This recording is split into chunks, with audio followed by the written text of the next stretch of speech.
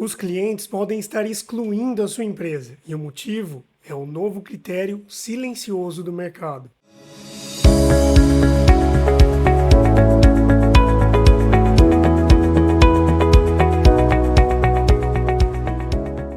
Seja muito bem-vindo ao Conversa com o Internacionalista. Para quem não me conhece, eu sou Nilo Scandaroli, mentor de competitividade empresarial. E para o tema de hoje, trazer uma reflexão muito importante, como eu trouxe na chamada. Muitas vezes os clientes estão excluindo a sua empresa. E o motivo é um critério muito silencioso, que talvez não passa nem pelo ambiente consciente do processo de decisão de compra. Tá? Em especial, estamos falando de clientes B2B.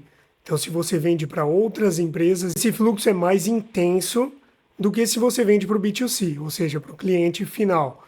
Tá? Mas que ainda assim se acompanha essa evolução, porque é algo que tem muito a ver com a consciência de compra, com a consciência de toda a cadeia de suprimentos que envolve esse processo de decisão. E aí uma reflexão que eu trago para vocês, que muitas vezes uma empresa que é boa, como eu tenho certeza que é o caso da sua, ela acredita que é só ter um bom preço, fazer uma boa entrega e que mesmo assim pode ter certeza que já perdeu e continua perdendo muitos contratos grandes. Vendas grandes para clientes B2B que sejam grandes. E o motivo para tudo isso é que o mercado silenciosamente começa a excluir quem não tem uma governança mínima. Pessoal, isso não é opinião, isso é um critério de compra. Tá, eu vou explicar o cenário para vocês e vocês vão perceber. E assim como eu disse no último vídeo sobre reputação, que também se enquadra nesse tema que eu trago aqui hoje, silenciosamente você pode estar perdendo clientes. Se você continua entregando, batalhando, fazendo um bom produto, um bom serviço, enxugando margem, batendo cabeça e fazendo de tudo para sobreviver, para se manter no mercado. Porém, ainda assim você sente que some dessa lista de fornecedores dessas empresas que você tanto busca. A não ser que você seja conformado em vender para pequenos, e que para você tudo bem, mas se você tiver um mínimo de anseio por crescimento, por expansão e por escalar o seu produto, seu serviço, é importante ficar de olho nisso que eu vou falar agora. E que muitas vezes esses critérios são políticas de compra. Então, quantas e quantas vezes eu já conversei com empresas que falavam, eu não vendo para o cliente grande porque ele é muito exigente. Né? Tem um processo muito difícil de adentrar na lista de fornecedores desse cliente, então para a gente não vale a pena. Mas aí eu te convido para refletir. Será que não vale a pena ou será que você não está preparado para isso nesse momento? E se não está preparado para isso nesse momento, é importante avaliar que se você não se preparar, no momento que isso virar uma tendência, você pode ter um problema muito sério. Um problema que venha a fechar suas portas, inclusive. Ou seja, não vender para esses clientes grandes não é azar. Muitas vezes é um filtro, e é um filtro silencioso que é conduzido por uma busca incessante de empresas maiores e empresas responsáveis também de considerar uma palavrinha muito importante, risco. Lembrem-se bem dessa palavra. Nossa, Nilo, mas risco? Tá, por que risco? É muito importante que nós consigamos avaliar o risco de uma maneira multidisciplinar, que o risco muitas vezes ele não é só sobre aquilo que nós temos dentro da nossa empresa. Ele se desdobra através do risco de mercado, do risco de outras empresas e de vários outros tipos de risco que podem nos trazer problemas. Então, as empresas responsáveis, as empresas maiores, elas já estão olhando para esse risco como algo complementar àquilo que está no controle da empresa. Então, imagine o seguinte. Vamos supor que você compra de um fornecedor que em determinado processo que ele desenvolve surge uma notícia de que ele usa mão de obra análoga à escravidão. Isso é um risco, inclusive, para você, enquanto comprador desse fornecedor, de manchar a sua reputação, como nós já falamos em outras oportunidades também. E que se você tivesse uma venda grande para um cliente grande, seja nacional ou internacional, muitas vezes isso pode respingar nele também. E pode vir a fazer com que ele não compre mais de você. Simples assim. Ou, na pior das hipóteses, ter uma medida muito mais drástica que venha a causar um problema muito maior. Então percebam que esse risco, principalmente nesse sentido reputacional, mas em diversas outras esferas também, daquilo que nós temos controle dentro da empresa e daquilo que nós não temos, ele é algo que vai guiando as empresas no processo de tomada de decisão de agora em diante. E que, por conta de tudo que já vem acontecendo no mercado, as empresas vêm se precavendo para que isso não aconteça com elas. porque ninguém quer trabalhar na sorte, principalmente aqueles grandes, os robustos. Tá? Ah, Nilo, mas eu preciso ser grande e robusto para trabalhar na organização? Não, não precisa. Você pode começar pequeno, pode começar escalando para que você consiga alcançar essa robustez ao mesmo tempo que você busca segurança, que você não conte com a sorte durante todo o processo de desenvolvimento dos seus negócios. Então, resumidamente, quem não tem a governança mínima e também o que o mercado chama de ESG, ou então ESG, minimamente estruturados, pode ser descartado antes da segunda reunião com uma empresa grande, talvez até da primeira. Nossa, Nilo, mas ESG, beleza, o que é isso? Basicamente é uma boa prática de mercado que se divide em 3 pilares fundamentais: o ambiental, environmental, o social e o de governança. São boas práticas nesses 3 pilares que trazem transparência e responsabilidade socioambiental da empresa perante o mercado. Mas detalhe, não é só sobre o planeta e sobre as pessoas e sobre o combate à corrupção e à transparência.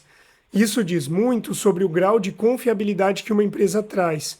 E um detalhe importante nesse sentido é que muitas vezes o ESG é confundido como uma prática institucional, em que vamos colocar lá que somos sustentáveis, nós cuidamos do planeta, nós cuidamos das pessoas, nós somos transparentes. Mas aí na primeira pergunta que você faz para a empresa, tá bom, você me disse que é sustentável, então como você é sustentável? O que você faz pelo planeta? E por aí vai.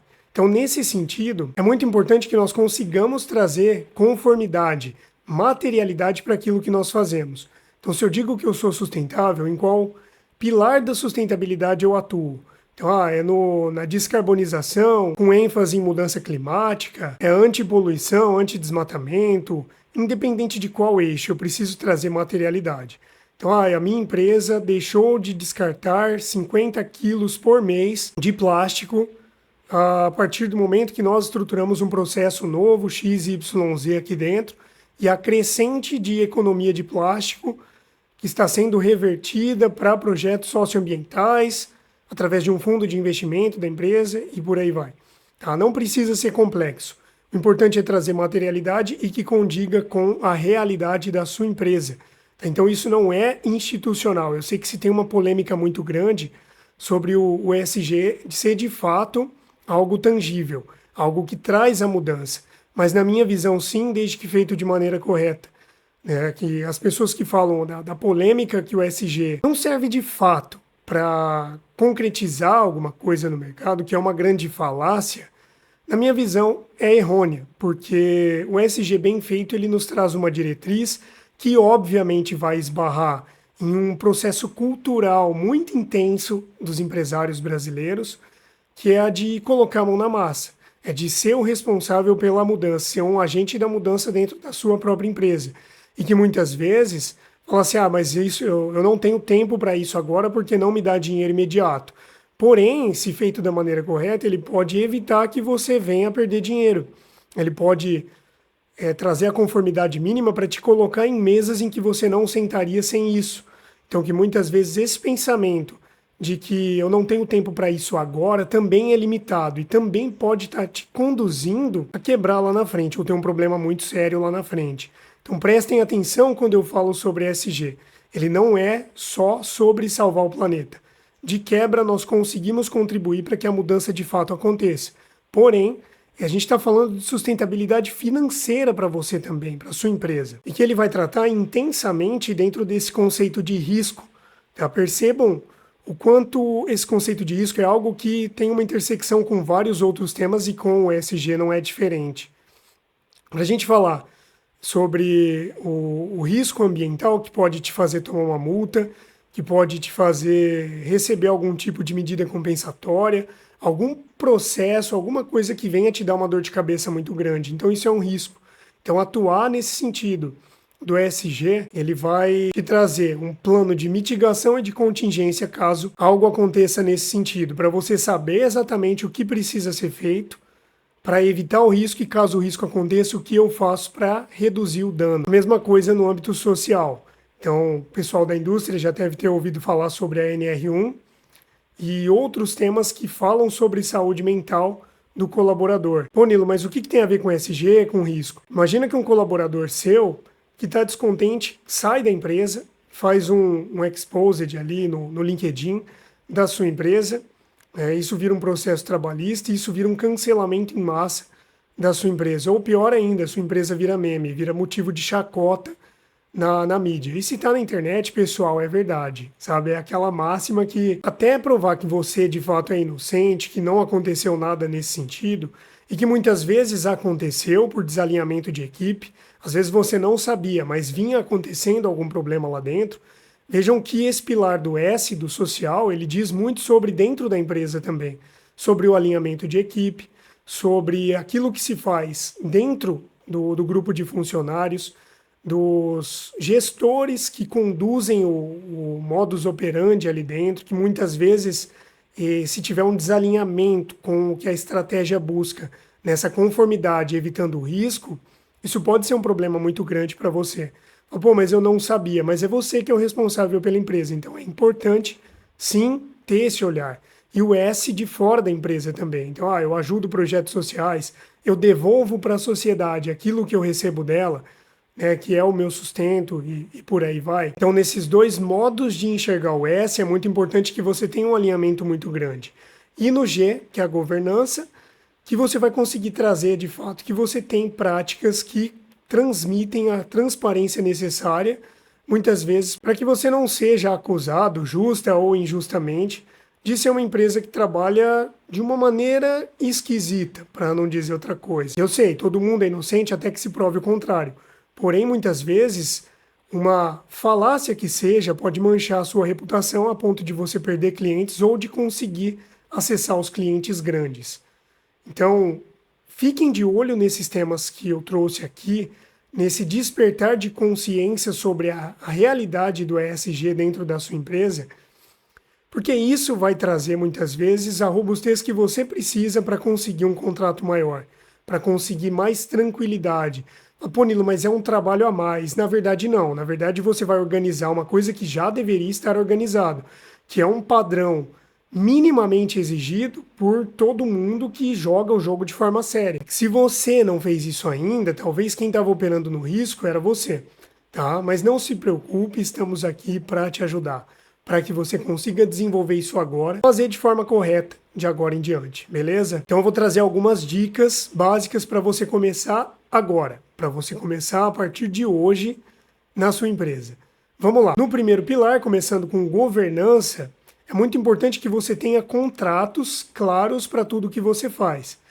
Pô, Nilo, mas muitas vezes eu trabalho no fio do bigode, já está operando no risco. Ter um contrato é muito importante. E um contrato claro. Um contrato estruturado. Pô, Nilo, mas o advogado cobra muito caro. Mas você prefere que o advogado cobre caro agora e que você tenha um retorno seguro e uma segurança jurídica para não ter um problema maior lá na frente que faça você perder ainda mais dinheiro? Ou você prefere pagar o honorário do advogado? Ter um código de conduta e ética que funcione. Esse é muito importante, porque geralmente isso fica de uma maneira verbalizado quando é que existe dentro das empresas. Então tenham esse olhar. Ter um código de conduta, porque ele vai munir vocês de ações a tomar caso aconteça algo que saia do esperado no seu processo produtivo. Então, desde um colaborador, desde um parceiro, desde um fornecedor ou qualquer um que componha a sua rede de cadeia produtiva, e até mesmo para a diretoria. Tá? Porque se eu fizer um código de conduta que funciona só para o funcionário e a diretoria está imune, tá? Então ele não vai acreditar nisso. Então o pilar S já está abalado nesse sentido, quando eu tenho um código que traz privilégios para a diretoria. Tá bom. Qual é a conduta esperada? Qual é a conduta não aceita? Qual é a punição para a conduta não aceita? Isso para o operacional, para o tático, para o estratégico, para cada departamento. O que a pessoa não pode fazer e que se ela fizer ela vai ser punida e como ela vai ser punida. Inclusive você, diretor. Seu colaborador precisa saber exatamente o que acontece caso você desvie da conduta. E onde ele pode denunciar isso, inclusive. De preferência para alguém que não esteja dentro da empresa. Porque senão eu já estou enviesando a situação. Falar assim, vamos fazer um comitê de ética de conduta para canal de denúncias. Tá, beleza, mas a denúncia é anônima. Tem como eu saber quem está denunciando, quem está filtrando isso? É alguém que está dentro da empresa e pode ter uma proximidade com a gestão? Quem está sendo denunciado tem algum tipo de favoritismo ou coleguismo por conta disso? Porque se acontecer alguma dessas situações, o código não vai funcionar. Então é importante que isso seja implantado de maneira correta, para você trazer a segurança jurídica que vai prevenir risco amanhã ou depois naquele pilar S, e para padronizar a conduta esperada. Mesma coisa, uma política mínima de compliance. Então, como você trata toda essa questão da conformidade? O que é conformidade? É você de fato fazer aquilo que você diz que faz. Tá? Então, tudo isso que nós estamos falando, uma vez que vira uma política, como você prova aquilo que você faz? Caso eu fosse auditar a sua empresa, por exemplo, ou então outra pessoa fosse auditar a sua empresa, como você provaria? Isso em dados, em números, em mensuração. Tudo isso para trazer atenção a outros riscos também, né? O risco fiscal, o risco trabalhista. Eu gosto bastante de avaliar aqui o que eu chamo de PESTAL com 2 T's. Existe a PESTAL normal, mas eu gosto de colocar um outro T.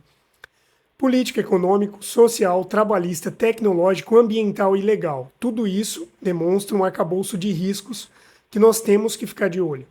Tá, então imagina o seguinte, você tem um produto que está em via de ser proibido algum insumo dele aqui no Brasil, ou em algum outro mercado que você leva o seu produto. Você tem um risco batendo na sua porta para que você venha fazer um payday e desenvolver um outro produto, do que ficar batendo cabeça, tentando brigar para que aquele produto seja aceito. Muitas vezes é um desgaste muito grande. Então, muitas vezes é uma questão de tempo até que nós tenhamos que nos adaptar com os nossos produtos, nossos serviços, nossas narrativas e parar de ter aquela mente quadrada de que a minha empresa funcionou assim por 50 anos e vai continuar assim por mais 50. Talvez não continue por mais 2 e talvez você seja forçado a se aposentar um pouquinho mais cedo. E não é isso que eu quero que aconteça, eu imagino que você também não. Então, se adaptar a tudo isso é muito importante também. No ambiental, uma gestão simples, porém real, material, de algumas questões como resíduos, como água, ou seja, então tanto o consumo da água quanto a reutilização da água, a gestão de efluentes, a depender da empresa. Então, se aquela água contaminada que eu utilizei no meu processo produtivo, para onde ela está indo? Logística reversa, a energia e o consumo. E aí, nesse ponto de energia, olha que interessante, porque existem diversas empresas que vêm trabalhando no mercado com algumas soluções que são muito legais para você reduzir o seu consumo de energia, trazê-lo de fontes limpas, né, como energia solar, por exemplo, e ainda assim pagar menos no final do mês. Então existem algumas empresas que já oferecem esse tipo de serviço, que você não paga diretamente para a empresa e você ainda recebe um desconto no final do mês que você pode usar para destinar para outra coisa dentro da sua empresa. E tem muitas pessoas que fazem em casa, inclusive, atendimento residencial nesse sentido. Para empresas é muito mais vantajoso, porque a economia ela vai resultar em algo que pode ser destinado para outra coisa. A mesma coisa é fazer manutenção nas máquinas que vocês utilizam, no ar-condicionado, que parece uma coisa besta, mas não é. Para gastar menos energia também. E evitar ter problemas nos aparelhos, além de tudo que vocês utilizam, trazer otimização nesse sentido de energia, além de outras exigências legais do setor de vocês, beleza? No social, o básico, equipe registrada, condições dignas de trabalho, a relação responsável com terceiros e com a comunidade no geral, e lembrar, a comunidade não é só o cliente, a comunidade é todo mundo que de alguma forma a nossa empresa impacta. Então, se de alguma forma o meu trabalho impacta uma comunidade local, seja de forma positiva, neutra ou negativa, ela faz parte daquele grupo de stakeholders que de alguma forma eu tenho que manter no radar, tá? Então, uma vez eu conversei com uma empresa e em uma dessas ideias, por exemplo, surgiu a possibilidade de desenvolver um projeto onde o empresário ensinaria um ofício para os jovens em situação de vulnerabilidade daquela comunidade. Por quê? Porque além de trazer um impacto positivo, ele teria mão de obra qualificada conforme o processo de expansão dele fosse acontecendo. Então veja que interessante, é um investimento que traz um impacto positivo e também traz mão de obra para aquela empresa se beneficiar. E um ponto importante nesse movimento, tanto para o governança quanto para o social e até mesmo para o ambiental, é o controle daquilo que o seu fornecedor faz. Mas vamos deixar isso para outro vídeo, porque é um tema complexo também. Então tudo isso que eu trouxe não é o ESG de marketing que a galera tanto polemiza nos dias de hoje. Tá? Esse, na minha visão, é o ESG correto e que abre portas, que vai trazer uma conformidade, uma reputação necessárias para que você consiga bater em portas maiores.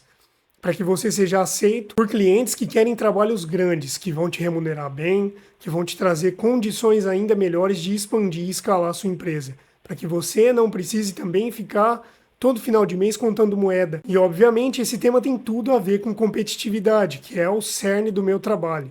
ESG, sustentabilidade e vários outros são ferramentas que eu utilizo, são alguns eixos da competitividade para conseguir mostrar para você, empresário, que você consegue ser competitivo sem brigar pelo preço, sem ficar enxugando margem, sem ficar dando desconto. Então, se faz sentido para você um painel onde você consiga, através de um autodiagnóstico, enxergar como está a sua competitividade no dia de hoje e criar um plano de ação para os próximos 3 meses para corrigir esses pontos, é só você clicar no link aqui embaixo que eu tenho uma surpresa para você. Eu desenvolvi esse painel exatamente para que vocês consigam ter um painel de controle, ter uma visibilidade sobre a competitividade e saber o que fazer com ela. Então, fiquem à vontade para entrar em contato comigo. Agradeço a sua audiência. Se você não é inscrito ainda, se você não acompanha aqui, eu te convido a acompanhar, a curtir, a comentar, a enviar para aquele seu amigo empresário, sua amiga empresária, que precisa ouvir essa mensagem. Eu vou ficando por aqui, não perca os próximos vídeos. E para fechar com chave de ouro, você prefere aprender agora ou depois que virar problema? Muito obrigado, pessoal!